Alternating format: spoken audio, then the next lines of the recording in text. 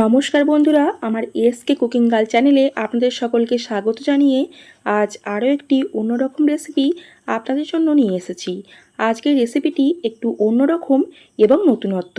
বন্ধুরা, আমি বেশ কিছুদিন একটু অসুবিধার কারণে আপনাদের সঙ্গে কোনো রকম ভিডিও শেয়ার করতে পারিনি, তার জন্য আমি খুবই দুঃখিত।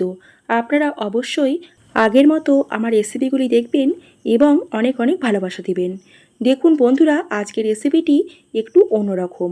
আজ আমি আপনাদের সঙ্গে বিভিন্ন রকমের ফল দিয়ে ফ্রুট চাটনি রেসিপি শেয়ার করব। চলুন তাহলে আজকের রেসিপিটি শুরু করা যাক। দেখুন, এখানে ফ্রুট চাটনির রেসিপিটি করার জন্য আমি এখানে 3-4 রকমের ফল নিয়েছি। এখানে একটি আনারসের হাফ অংশ নিয়েছি, একটি আপেল নিয়েছি এবং একটি বেদানা নিয়েছি। এই সমস্ত ফলগুলি ভালো করে ধুয়ে নিয়ে ছোট ছোট করে কেটে নিয়েছি। দেখুন, একদম ছোট্ট ছোট্ট করে পিস করে কাটিং করে নিয়েছি। এছাড়াও এখানে কিছু ড্রাই ফ্রুটসও দেবো, তার জন্য সেগুলিও রেডি করে নিয়েছি। এখানে ড্রাই ফ্রুটসের মধ্যে আছে কাজু, কিশমিশ এবং চেরি। দেখুন, এখানে সমস্ত রকম আইটেমগুলি সুন্দর করে রেডি করে নিয়েছি। এদিকে গ্যাসের ওভেন জ্বালিয়ে দিয়ে কড়াই বসিয়ে দিয়েছি। এখন কড়াইয়ের মধ্যে আমি একদম সামান্য পরিমাণ মতো সাদা তেল দিলাম। তেল হালকা গরম হয়ে গেছে। এরপর তেলের মধ্যে আমি একটি শুকনো লঙ্কা ফোড়ন দিয়ে দেব। বন্ধুরা, এখানে কিন্তু কোনো রকম বেশি ফোড়ন দেওয়ার দরকার নেই। ফ্রুট চাটনির মধ্যে একটি শুকনো লঙ্কা ফোড়ন দিলেই হবে। লঙ্কাটা হালকা ভাজা ভাজা করে নিয়েছি। এরপর এখানে প্রথমেই কেটে নেওয়া আনারসটা দিয়ে দিলাম। এখানে আনারস সবার প্রথমে দিলাম, তার কারণ আনারসটি সেদ্ধ হতে একটু টাইম লাগবে। তার জন্য এখানে আনারসটি প্রথমে দিয়ে অল্প সময় নাড়াচাড়া করে নিলাম। এরপর স্বাদ মতো লবণ দিয়ে বেশ কিছুক্ষণ ঢাকা দিয়ে দিয়ে ভালো করে সেদ্ধ করে নেব। বন্ধুরা, ফ্রুট চাটনি কিন্তু খুব সহজভাবেই করা যায়, কোনো রকম উপকরণ বেশি লাগে না। একদম ঘরোয়া পদ্ধতিতে কিছু ফল দিয়েই ফ্রুট চাটনি খুব সহজেই করা যায়। দেখুন, এখানে এরপর পরিমাণ মতো করে লবণ দিলাম। তারপর আবার বেশ কিছু সময় নাড়াচাড়া করে নেব। তারপর এখানে বেশ কিছুক্ষণ ঢাকা দিয়ে দিয়ে ভালো করে সেদ্ধ করে নেব। একদম অনুষ্ঠান বাড়ির মতো খুব সুন্দরভাবে ফ্রুট চাটনি খুব সহজেই করা যাবে। দেখুন, এখানে আমি লবণ দেওয়ার সঙ্গে সঙ্গেই হাফ চামচ পরিমাণ মতো বিট লবণও অ্যাড করলাম। বিট লবণ অ্যাড করলে এখানে টেস্টও হয় আর খেতেও কিন্তু খুব সুন্দর লাগে। তার জন্য আমি এখানে স্বাদে অল্প পরিমাণ মতো লবণ এবং হাফ চামচ পরিমাণ মতো বিট লবণ দিয়ে দিলাম। এরপর বেশ কিছুক্ষণ সময় ভালো করে নাড়াচাড়া করে নিয়ে ভালো করে ঢাকা দিয়ে বেশ কিছুক্ষণ ভালো করে সেদ্ধ করে নেব। বন্ধুরা, এরকমভাবে একবার ফ্রুট চাটনি বানিয়ে দেখবেন, আশা করি ভালো লাগবে। এবং যে কোনো অনুষ্ঠান বাড়িতেই কিন্তু ঠিক এরকমভাবেই ফ্রুট চাটনি বানানো হয়। দেখুন, এখানে অল্প সময় নাড়াচাড়া করে নিয়ে একদম অল্প প্রায় 1 কাপ থেকে 1.5 কাপ পরিমাণ মতো জল দিলাম। এখন জল দিয়ে আনারসটাকে ভালো করে সেদ্ধ করে নিতে হবে। এখানে বেশি পরিমাণ জল দেওয়ার দরকার নেই। এখানে পরিমাণ মতো বুঝে নিয়ে আপনাদের যতটা পরিমাণ মতো আনারস বা যতটা পরিমাণ মতো ফল থাকবে ততটা পরিমাণ মতো করে দিয়ে দেবেন।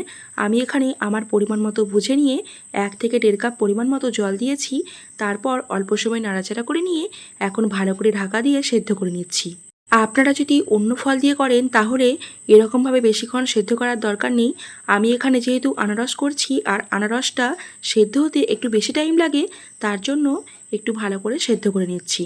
বন্ধুরা, এরকমভাবে ফ্রুট চাটনি বানিয়ে বাড়িতে যদি বেশ কিছুদিন সংরক্ষণ করে রাখা হয় 1 সপ্তাহের মতো, তাহলে খেতে কিন্তু ভালোই লাগবে। প্রতিদিন আর আলাদা করে চাটনি করার দরকারও লাগবে না। প্রতিদিন শেষ পাতে আমরা সকলেই কিন্তু চাটনি খেতে ভালোবাসি, তাই এরকমভাবে বানিয়ে অবশ্যই রাখতে পারেন।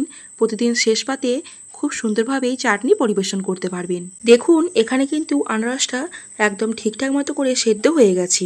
দেখুন, এখানে আনারসটা একদম ঠিকঠাক মতো করে সেদ্ধ হয়ে গেছে। আর এখানে বেশিক্ষণ সেদ্ধ করার প্রয়োজন নেই, একদম ঠিকঠাক মতো ঠিক যেমন প্রয়োজন সেরকমভাবেই সেদ্ধ করে নিয়েছি। এখানে প্রায় 1 কাপ পরিমাণ মতো চিনি দিয়েছি। এখানে অবশ্যই আপনারা আপনাদের পরিমাণ মতো বুঝে নিয়ে চিনি দিয়ে দেবেন। আমি এখানে আমার পরিমাণ মতো বুঝে নিয়ে চিনি দিয়েছি। আপনাদের যদি পরিমাণে বেশি হয় তাহলে আপনারা পরিমাণে বেশি চিনি দেবেন এবং কম হলে অবশ্যই কম দেবেন। এখানে চিনি দিয়ে বেশ কিছুক্ষণ আবারও ভালো করে ফুটিয়ে নেব, যাতে করে আনারসের মধ্যে চিনিটা খুব ভালোভাবে মিশে যায় এবং একটু মিষ্টি মিষ্টি ভাব আসে। বন্ধুরা, এরকমভাবে কিন্তু আপনারা আনারসের চাটনিও করতে পারেন। শুধুমাত্র আনারসের চাটনিও এরকমভাবেই করা যায়।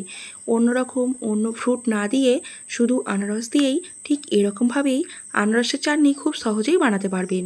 আমি এখানে আরও 2-3 রকমের ফল ছিল বলে এখানে অ্যাড করেছি, যাতে করে ফ্রুট চাটনি হয়েছে। আপনারা এখানে যদি মনে করেন শুধুমাত্র আনারসের ফ্রুট চাটনিও করতে পারেন। দেখুন বেশ কিছুক্ষণ ভালো করে ফুটিয়ে নিয়েছি। এরপর অল্প অল্প করে জলটা কমে এসেছে। এরপর এক এক করে সমস্ত রকম ফলগুলি দিয়ে দেব। তার আগে এখানে প্রথমে ড্রাই ফ্রুটসগুলি দিয়ে দেব। দেখুন এরপর আমি এখানে সমস্ত রকম ফলগুলি আরও যে সমস্ত ফল দেব সেই সমস্ত রকম ফলগুলি এখন এর মধ্যে দিয়ে একটু নাড়াচাড়া করে নিয়ে আমি এখানে গ্যাসের ওভেনটা অফ করে দিয়ে একদম কিছুক্ষণের জন্য ঢাকা দিয়ে রাখব।